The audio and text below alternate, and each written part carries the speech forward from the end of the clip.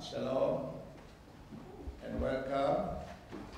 صاحب السمو الملكي أعضاء الوفد البحريني بالمركز الملك حمد للتعايش السلمي.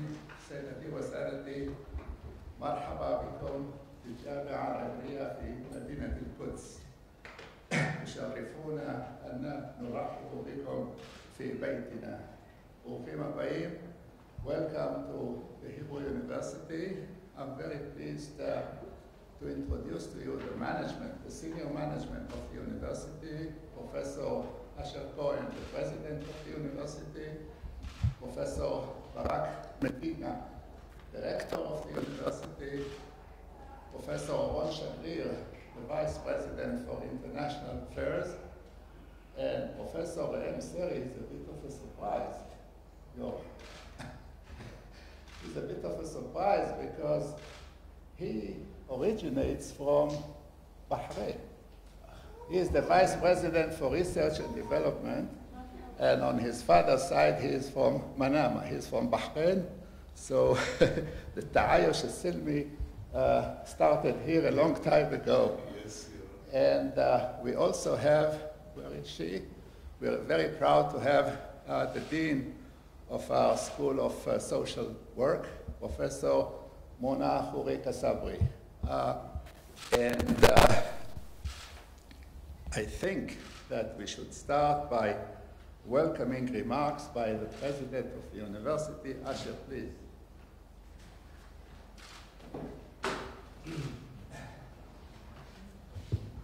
Thank you, Yossi. Your Highness, distinguished guests, the management team of the Hebrew University, Barak, Yossi, Oron, Reem, the Dean of School of Social Work, and many others here. It's really a privilege for us to host you. It's a special event. You are the first university from your region, the first delegation, really, from your region that comes here, and we value it very much. I would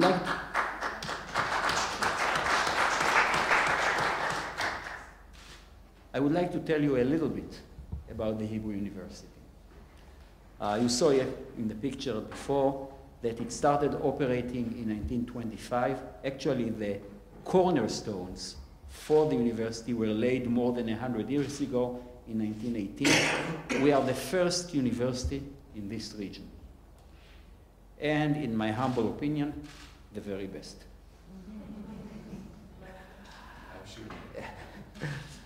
You saw the Nobel Prize winners that we have.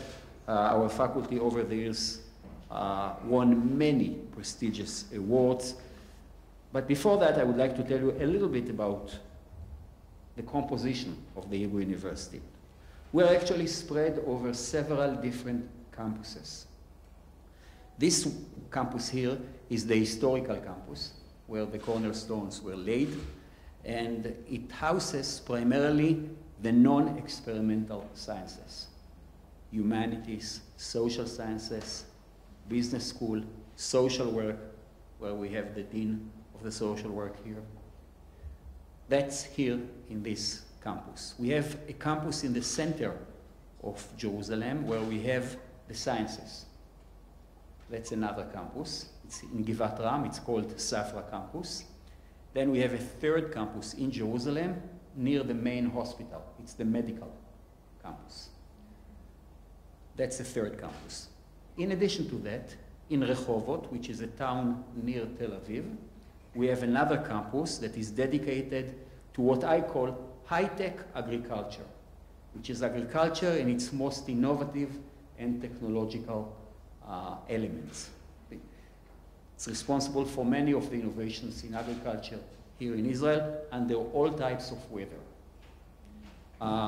In addition to that, we have two other small campuses, one down south in Eilat, near the Red Sea. It's primarily for marine research, and we have a veterinary school as well. As far as I know, it's the only veterinary school in the Middle East maybe, but certainly in Israel. So all in all, across all of those different campuses, we are a comprehensive university. We have almost all the disciplines, all the academic disciplines around, and our motto is to try to be as good as we can. We have top-of-the-line teaching programs where we teach our students all the disciplines. Many of our students over the years became leaders here in Israel and elsewhere. And our teaching programs are renowned worldwide.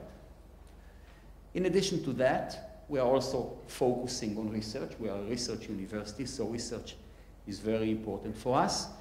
And we do that research in all disciplines, and we try to excel in all of them. That's why we are ranked internationally. That's why we have connections with all the leading universities in the world. And that's why faculty members and students would like to come here and to be part of the university.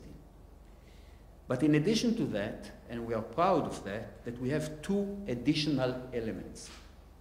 One is we have a history of technological innovation. Our tech transfer company, we have a company that commercializes inventions done at the Hebrew University, is the oldest tech transfer company in the world for universities. And over the years, we invented a lot of things. Some of the companies that came out of faculty members of the Hebrew University are multi-billion-dollar companies. Unfortunately, those dollars didn't come to us, but they do encourage the economy, they do incentivize the economy, and they are really helping around. And this tradition continues. In fact, right now we are building a very large industrial park just at the outskirts of our science campus. It's industrialized in the sense that there will be there high-tech, biotech, nanotech companies right at the campus so that they will be commercial, but they will interact with our faculty members and work together to find new elements. And that's part of our heritage, being innovative. And in addition to that, it's very important to us to be involved in the community. We do a lot of things in order to help the community. For example, just one example that Muna is even involved in it, we have not far from here a structure that we call Youth Campus. And what it does, we brought most of the institutions in Jerusalem, not relevant to the university, in Jerusalem, that deal with small children. There are problems sometimes with small children, and they deal with them, and we put them under our wing right here, and they interact with the School of Social Work, with the psychology department, and we help them to really deal with children. And that's not because we are a research university, that's because we are a public university that is trying to help the community and be part of the community. So all in all, we are a university that aims to be the best that it can and spreads around in all of those different aspects. Lastly, we are also very much interested in international cooperation. We have here the Vice President for International Affairs that is in charge of that. We have close connections with many leading universities around the world, and we look forward to the possibility of having connections with your country as well. Thank you very much.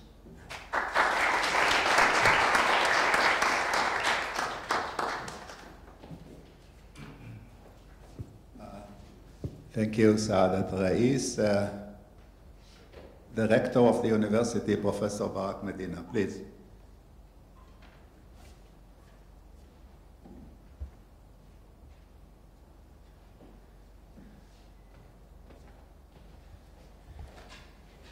Thank you, Yossi, Your Excellency, dear guests, colleagues. Welcome to the Hebrew University. As you just heard, the university was founded about 100 years ago here in Jerusalem, about 30 years before the establishment of the State of Israel. This is a unique university with a dual mission statement. On the one hand, as you just heard, we are fully committed as a leading university to academic excellence.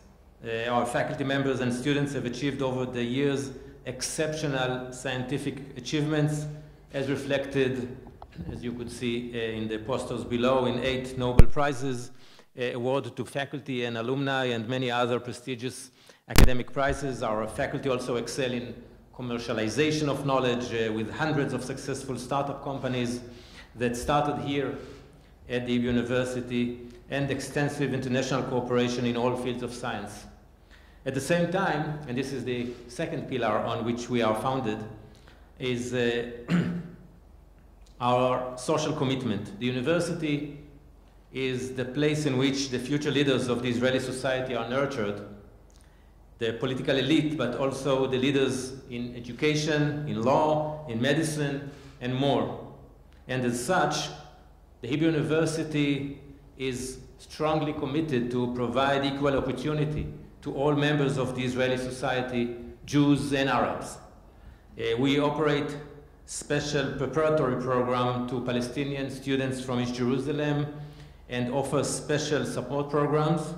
These efforts resulted in increasing the ratio of Arab-Palestinian students at the Hebrew University to about 17% of a body of about 25,000 students. And we work very hard to create a multicultural environment at the university. We operate various inter-religious activities. We offer classes in Arabic and Arab culture to our students, opportunities for cross-cultural exchanges and more. And this commitment to serve our society, to provide equal opportunity to all, serves our obligation to academic excellence as well. It is not only the recognition that exceptional cognitive skills are evenly distributed among all parts of society. It is also our understanding that to provide good academic education, it is critical to have a diverse body of students, to create a multicultural environment. Diversity is what makes us academically and not also only socially better. We are interested in establishing joint leadership programs with institutions in Bahrain, possibly with the involvement of other international universities. Specifically, I would like to point out 3 fields of study here at the Hebrew University that might be relevant for mutual cooperation between us. One is the study of Islam and the Middle East. In our departments of Islam and Middle Eastern Studies and Arabic Literature and Language, we have dozens of scholars and hundreds of students from Israel and abroad that study extensively these fields with international achievements, and we look forward for cooperation in these aspects, as well as in aspects of comparative religions, an aspect in which the Hebrew University is a world-leading institution comparing the 3 Abrahamic religions. The second field that the President already mentioned, a field in which we are unique in Israel, is the study of agriculture, environment, and food security, innovative research on various aspects of agriculture. Hundreds of scholars and thousands of students from Israel and from all around the world in special international programs are conducting research and studies in these fields at the Hebrew University. And again, this is a field in which we look forward for cooperation. And lastly, again, the issue of innovation and entrepreneurship. We have a special center that educate our students for this issue of entrepreneurial abilities. We have a leading school of business administration. We have the largest firm of tech transfer at the university, and many more activities that relate to this important field of increasing our role in economic growth through innovation and entrepreneurship. So, as you already heard, we are extremely excited to have you with us. We really look forward to cooperate and find paths to work together to make the entire region a better place to live in. And so thanks for coming.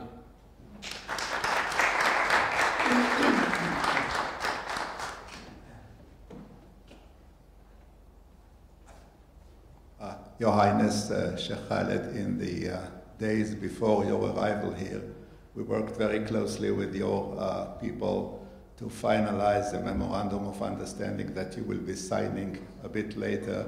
But first, I want to give you the floor to say a few words.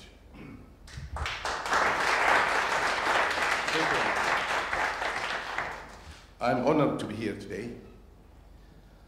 Good afternoon, everybody. You got me back almost 15, 16 years ago when I was at the University of Bahrain, the Vice President for Academic Affairs and Research. This environment really today is not just a historical moment for us. It brings me back to the relationship between academics, between students, and putting forward the plans for the future of our students. Today I have different capacity. I'm the chairman of the Global Center, King Hamad Global Center for Peaceful Coexistence. Our task here is to establish, to make people aware of the importance of peaceful coexistence. This is a task for Bahrainis. It should be very easy. And I believe even for Israelis today, as I hear it, is also even easier. Because we all have this opportunity, this chance to establish such an understanding between the young people. My generation, I'm talking about 60 years plus, in my generation we have already passed this opportunity where we were young and wasted all that youth in hatred, wars. I'm not talking about myself, about the Middle East as a whole. Most of the people of the Middle East at that age really wasted their time in hatred and violence, and we all know that. But today I believe we have a chance for peaceful coexistence, for peace, for understanding, for a much better environment than a long time ago. Why I'm saying this? Because for Bahrainis and for the Israelis, we have ancient histories behind us. Of course, we are here today in this ancient history, and I cannot tell you anything more than you know about your city. But I would like to mention at least what Bahrain is from a historical point of view. Bahrain has a history also of 5,000 years behind it, behind us all. That was started from the Dilmun period long time ago, and it interacts with all the civilization around it, from ancient Iraqis and so on, and Sindhis, India and all. That's in the ancient time, but the most important thing is in modern history. In modern history, Bahrain became well known for peaceful coexistence, accepting others, accepting the other religions, sects, races, because of the leadership that we have, that have established such an understanding. 200 years ago, in 1819, much before the UN, much before the United Nations resolutions, and much before the international community talking about human freedoms and human rights and so on. Bahrain had given license for the Hindus to establish their first temple in 1819, 200 years ago. After that, in 1893, again, the United States of America, nobody knew about it in the area in 1819. Nobody knew what is the United States. There was no oil. There was, nobody knew about the superpower at that time, except when you talk about 1819, you're talking about the Ottoman Empire and so on, and British Empire, but not the United States, even though the ruler of Bahrain permitted an American mission to establish a church and a school and a hospital. If you look at it from that point of view at that time, this is a very conservative society, a Muslim society, 200 years ago. Why a ruler, conservative ruler, would give permission for preachers of Christianity to come and preach in a Muslim country? It is the spirit that man 200 years ago had. And this one was built and rebuilt and rebuilt and generated from one ruler to another until today. So we are not really far from the 200 years ago and until now, when His Majesty King Hamad established this center, the Center for Peaceful Coexistence. This center based on historical facts of Bahrain, real life of Bahrainis. So in Bahrain, as I said, these are very few examples that I gave you, but in fact, there are people who have lived in Bahrain or knew Bahrain. They know that we all lived with the Muslims, Christians, Jews, Hindus, Buddhists, and so on. The center consists of board members, Board of Trustees members, of all those religions.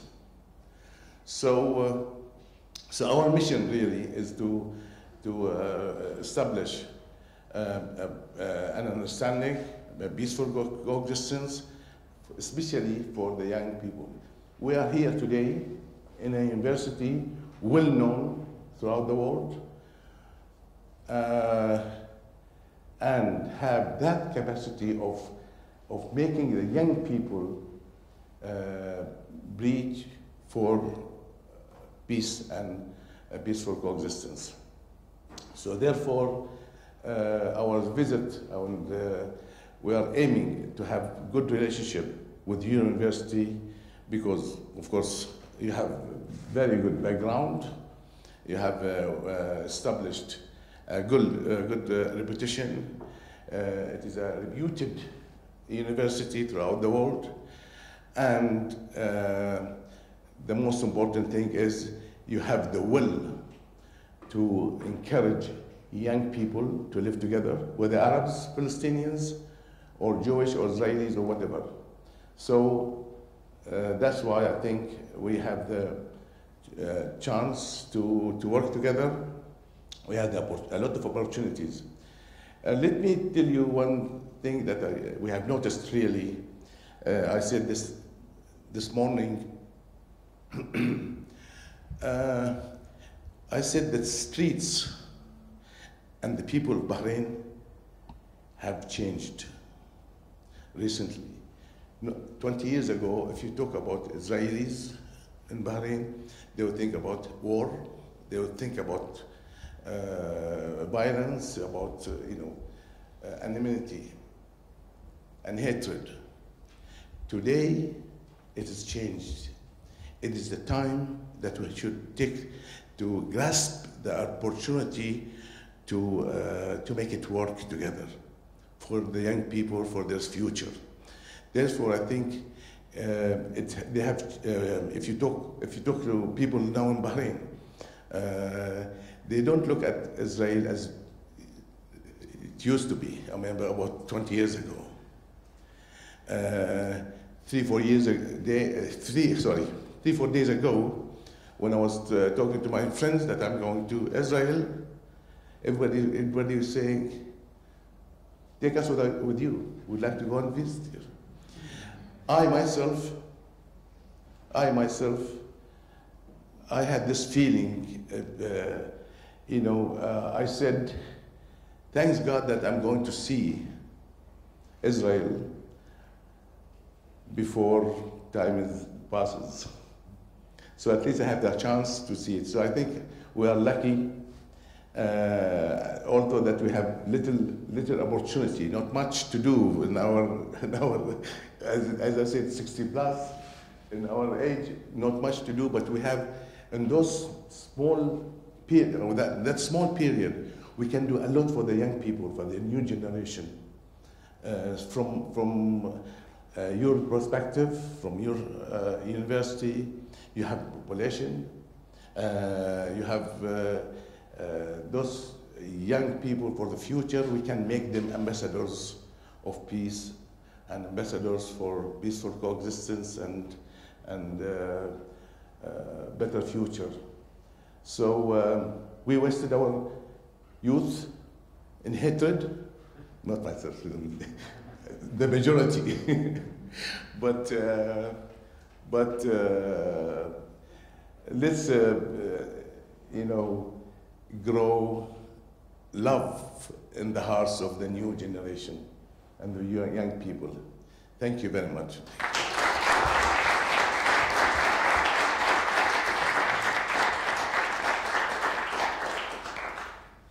Well, Your Highness, if I may add, I think I'm the only Israeli here who've been to Manama twice. I think I even remember Samir from my visit way back. And the warm reception and the introduction to the Jewish families living in Bahrain was really fantastic. And we're all looking forward to the day where I can take the entire management and come visit you in Manama. I remember the view from Jisr al-Malik Fahd is a very, very special one. And hopefully we will be able to do it very soon. We are moving now to sign the Memorandum of Understanding, so I want to call on Betsy and on Natalie to join Sheikh Khaled and join the President. And for the signing ceremony, Betsy, will you please?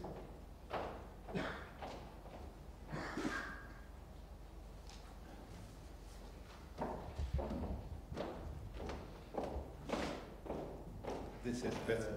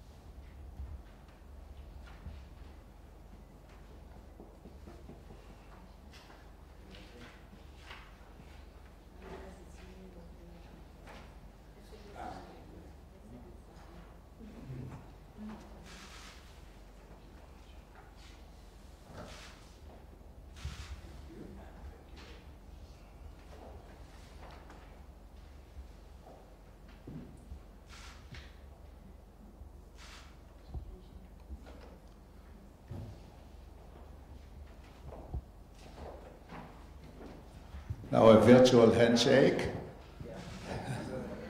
Thank you.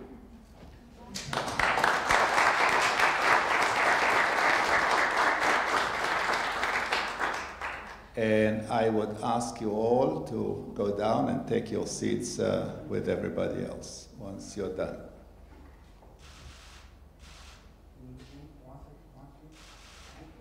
Okay. Thank you. President Cohen and Sheikh Khaled, will you please take your seats with everybody there? Sure. Thank you.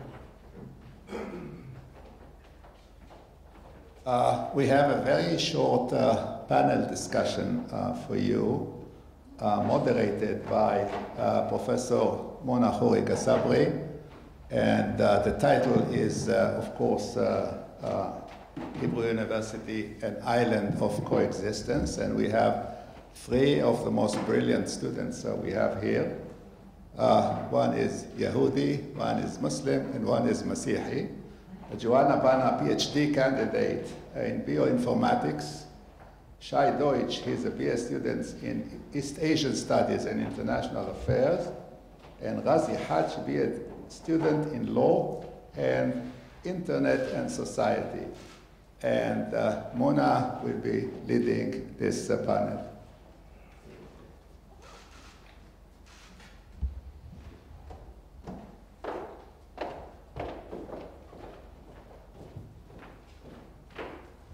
Thank you, Yossi. Hi, everyone.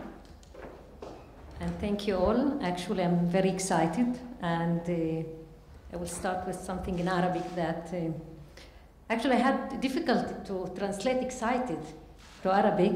أنا من فعلي كتير ومسرورة كتير بوجودكم معنا. But I'm not sure we use it من فعلي as excited usually. So شكرا كتير على وجودكم معنا. بتمنى انه يكون هذا اللقاء بداية لتعاون مشترك. انا متأكدة انه هذا اللي راح يكون بالذات بعد ما سمعت حضرتك الدكتور ايش حكيت عن البرنامج اللي بتعملوها والاشياء اللي بتآمنوا فيها، فهي كتير بتتعلق باشياء اللي احنا بنعملها بالجامعة العبرية. I will move to English now. So as I said, I'm very excited to be here, and as we heard before about the missions of the center, actually, I felt that we are talking about things that we believe at the Hebrew University that we want to do about coexistence and increasing access to education for different groups and investing in different groups in the Israeli society, the Arab students, ultra-Orthodox students, students from East Jerusalem, which we are very happy to have a lot of students. As we had 5 years ago, we had almost 20 students studying at the Hebrew University, and now we have in pre-academic year 500 students. So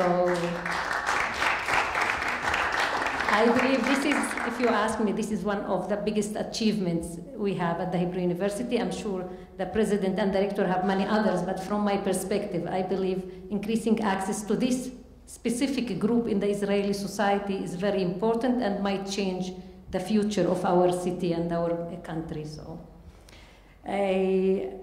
in my position, not only as Dean of the School of Social Work, I'm the advisor for Minority Affairs for the Hebrew University President, and the head of the steering committee of the Israeli Hope in the Academia initiative that the Israeli President, Ruvi Rivlin, is leading, and I believe you might hear about it tomorrow in your visit with him. We have been doing a lot of efforts to increase access to education for different groups, and we have been together with the Council of Higher Education doing efforts to also increase the education, especially to Arab students and other groups such as the Ethiopian immigrants and ultra-Orthodox. The university is actively working to support these students and help them cope with their difficulties, encourage them to achieve excellence. And thanks to these efforts, we have been seeing an increased number, huge increased numbers in the number of Arab students at the Hebrew University. We have the numbers increased from 11% like 3 or 4 years ago, and now we are 17% of the total population at the Hebrew University, which is a huge increase, and we are looking to have more and more students. And also one of our main efforts is to increase the numbers of students in the advanced degrees, and we have one student, and I believe the others will be also among those in the future, and we will hear from you about your experiences. So I'm happy to invite you, our three special students, ambassadors, Razi, Joanna, and Chai. And Yossi mentioned what you study, but if you can say a little bit more about yourself, please, Razi. Sure. Hi, everyone. My name is Razi Haj. I'm Muslim. I come from Akko, and it's my third year studying law and internet and society. Hi, everybody. Marhaba. My name is Joanna, and I'm originally from Jaffa, and I'm doing a PhD in structural and molecular biochemistry. Good afternoon, my name is Shai Deutsch. I'm representing the Jewish. If you're Jewish, you don't really get a choice. You're Jewish until you die. So I wasn't really asked about this. I study international relations and East Asian studies. And I'm from Jerusalem originally. Thank you. So I want to ask you, please, to share with us some of your experiences at the Hebrew University, and especially how do you perceive the increase in the numbers and the diversity in the population at the university, and the efforts we are making in that respect, and also what do you think we need to do more in order to make our university a better place, although it's a very good university, the best in Israel, okay? But we wanted to make it even more. And also, I want to ask you if you can please share some of your personal experiences in that respect. So maybe, Razi, we will start with you. Sure. So that was like a long question, but I might be just start with something. First of all, thank you for your words. It moved me in a way that I cannot explain. And I wanted to say in particular that you didn't waste anything, not your youth, not your hatred. I feel like your courage has opened us a door to, now it's our job to do it, and you gave us the opportunity to do it. So thank you very much for that. I'm deeply so when I was young, my parents decided to take me to a Jewish school. I studied in a Jewish school my entire life because they said to me, listen, if you want something done here, you got to do it by yourself, and you cannot count on anyone else to help you do that. So I came to this university kind of skeptic a little bit. I didn't know what kind of help I get here. I used to do everything by myself. And I was extremely surprised, actually, because I feel like I'm getting here support in two ways as an Arab in this university. So the first way is in the administrator level. I feel like everything with regard to even studies, I was assigned a mentor, which is an older student that helped me, guide me through, and maybe like a little perspective about what happens. Usually Arab students come here, it's the first time they're out of their house. It's the first time they come to a place where they don't speak the language. There's a huge language barrier. And it's in a whole another level. The exams here are extremely difficult, and it's the highest level of education. So many students feel like they are losing everything, and the system here, the people here, never let us feel like we're alone. And so we are assigned a mentor, and he helps us write and talk. I personally didn't use that help, but many of my friends did. And everything we had to, we felt like the faculty and the university had our back for that. And it was like, it was surprising. I didn't expect that. I said, did I really get like 25% more time to do my test? I was shocked to get that. So, thank you, by the way. So that's on that side. And Your Highness, you mentioned the thing that like the youth is the driver for everything. And with regard to coexistence, I feel like programs have their place, but the most effective thing is coming from below, like the people, the grassroots. And I think what the best thing our university is excelling at is creating opportunities of natural communication with other students. And it's not like here, let's do a program of combining like Arabs and Jews and have talk, but rather than like the small talks at the cafeteria, or asking someone for his papers and discussing a work, or just having maybe even a political discussion. I feel this fair place, it's a wonderful place to share your opinions, even if they are different, but have still the environment that containing and is a safe place to discuss and meet people with maybe a different political view or different political or like differences, I guess. And still that it's be okay. It's okay to be different. It's okay to have disagreements and nothing bad happens. You can have a good conversation. So, yeah, thanks for creating opportunities. Thank you, Razi. You know, when I hear someone like you, now I'm really excited. Yeah. Really, because you know, you remind me, I told you yesterday with my daughter that she has the same experience. She also completed like a Jewish school, and she just came to the university, and there is this group and support. She actually studied with my son. Yeah, actually, everyone is connected here. So they were in the same class with Asher's son. And one of the things that they have this group, and they send them messages in Arabic. And now she doesn't know this much Arabic to read. She knows how to speak, and Razi has the same experience. So they have to practice their Arabic very fast in the first month in order to be able to read. So at the first week she was coming to me, can you read this for me please? Yeah. And can you answer in Arabic, because she didn't want to feel like a stranger in the group, to answer in Hebrew. So I was answering in her. To know the gossip, what's going on, sure. Exactly, Yeah, it's very important group, yeah. Thank you, Razi. Now we are moving to Joanna. Can you please share with us your experience? Yes, of course.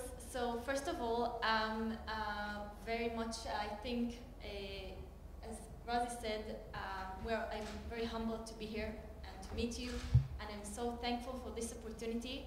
And as for my personal experience in the university, I think that I can say I am a proof to the support that the university gives to Arab students. I am a PhD student, and both in my master's degree and now in my PhD studies, I got a scholarship that is specifically to Arab students.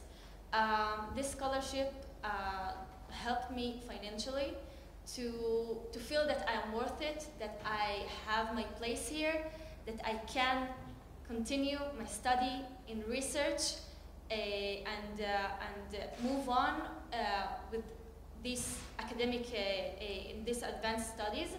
And when I started my studies, my BSc, before 7 years ago, I didn't meet that much Arab. But today I can surely say that there are so much increase in the number of Arab students. And also in my lab, we have another master students, and I think it's so important, this financial support and this scholarship. And there are more and more Arab students. Now also in my PhD, as I said, I am also, I got the Neubauer Fellowship, which is also specifically to the Arab students. And it's definitely, you can see the increase in the number. And as for my personal experience in Coexistence, at my first day in my first degree, I sat next to students, Jewish students that I didn't know before. And from this moment on, they were my best friend in my rest studies. They were my study group. We helped each other in the academic studies, but they also were my friends. They supported me when I needed. And we didn't care about the language, about the religion, about even the political. We had a political discuss, but we did it in a good manner, and we respected each other. And I think that the university, without intentional, put us together, and due to the life and the conditions, we became friends. And until today, I am friends with almost all of them. And before the coronavirus, I also went abroad with one of them, which is pretty amazing for an Arab and Jew to go abroad together. It's pretty amazing, I think. And that's it. I think that I'm very thankful for those opportunities to meet new people, to get those scholarships. That's it. Thank you. Thank you, Joanna. And actually, we are very thankful that you are part of our university. And I want to say, maybe, I'm not sure if you are aware of the Israeli education system. It's a separate education, segregated education system. So this is why, like people like Razi are very rare, like him and my daughter and maybe 20 other students that we have at the university. But most of the Arab students have studied in Arab schools and the Jewish students in Jewish schools. So the first opportunity for them to meet is here at the university. And this is the first time people meet each other. And then you can see that they live differently. And I see like we are at the university. I hope that the Israeli society will be somewhere close to what we have here at the university. So this is our opportunity to meet each other, and we can see the relationships between the students here. And as Razi said, we don't need to agree about everything, but we know how to live together even if we disagree. And now we can hear Shai's experience from the other side. Well, it's true that being Jewish in Israel, I am the majority. It's probably the only place in the world that I'm the majority. Having said that, growing up in Israel, I grew up religious, and that has a lot of connotations that it brings with it to anything. Coming to the university, all these ideas that I grew up with clash. Ideas of the Muslim society, the Arab society, the ultra-Orthodox society, secular society, all these different societies meet. Now in Israel, we like to think that the army is where all these different areas meet, but that's not true. It's here. This is where it happens. So when I came to the university the first time, and I saw people that come from similar backgrounds that I did, the ultra-Orthodox or just secularists today that haven't met an ultra-Orthodox in their life, and all of a sudden have to come face-to-face with this interaction, it creates interesting things for everyone. It creates dialogue. It creates chance. It creates opportunity for involvement. Things that just don't exist otherwise. Because it's very easy to know that all these people exist in our society, but we need them to interact. We need to meet with these people on a daily basis. So to connect to what you said, Razi, about having interactions in the first place. And I think beyond that, what you talked about, love, earlier, Your Excellency, is the key point here. Because the narrative today exists on tension. We like to point out how much tension there is. But the truth of the matter is, I grew up in the city. This is my life. I don't feel tension. This is coexistence. This is what it feels like. We try to escape this feeling, but I love it. Razi's one of my best friends. Yeah. We were going to fly to Italy before the corona started. We're supposed to ski right now. Right, so it's not about creating the opportunity, it's just as much as having it. And I thank the Hebrew University for allowing me these opportunities. And the truth is, I learned more about Israel and the region during my degree. While I was studying about China, I learned more about my home. And I'm very grateful for that. So thank you. Thank you. If anyone wants to ask the students anything there, they will be very happy to answer. If you have anything. Could I just make an observation comment? I think that this is an incredible example. I think the feeling that we're getting from Bahrain is that the Hebrew University of Jerusalem is the model, the future model for the whole of your country. I feel that. I feel it in the atmosphere. You can see the love and the respect here and the excitement. And now, boy, am I excited. Here, these three wonderful young people, mashallah, you know, because I'm so excited for you to meet your counterparts in the Kingdom of Bahrain. You are going to have an absolute ball. Actually, I'm jealous. I'm like Sheikh Khalid. I'm at that end of the age spectrum. But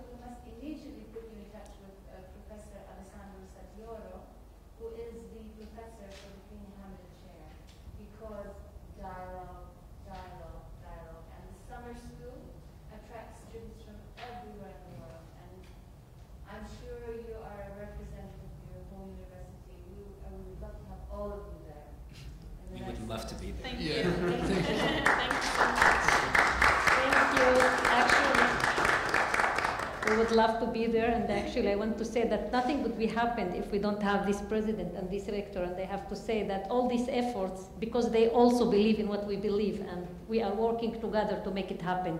So thank you very much. شكرا كثير.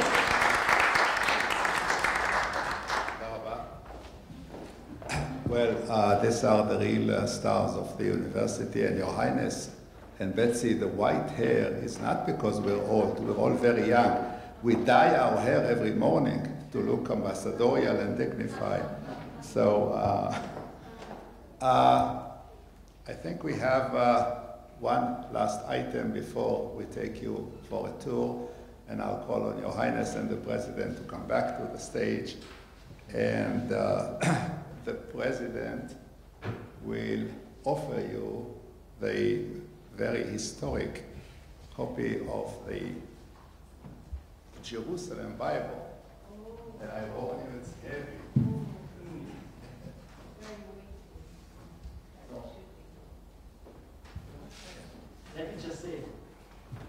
Let me just say a few words about this Bible. There are actually, over the years, there were many versions of the Bible.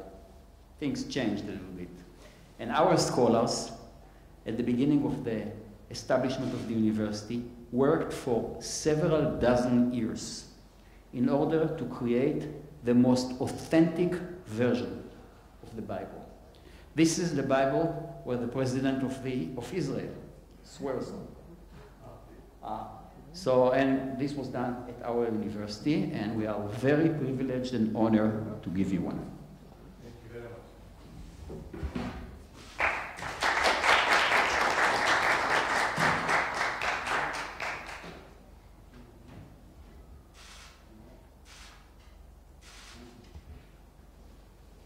Thank you very much. Thank you. And next on the agenda is a short tour of the university. We'll take you to one of the high points there, rooftops, in order for you to see thousands of years of history, Jewish, Muslim, and Christian, on the palm of your hand. So why don't you all join me? Thank you very much. And once again, I thank these beautiful students for being with us. Thank you. Toda rabba. Thank you. Shukran.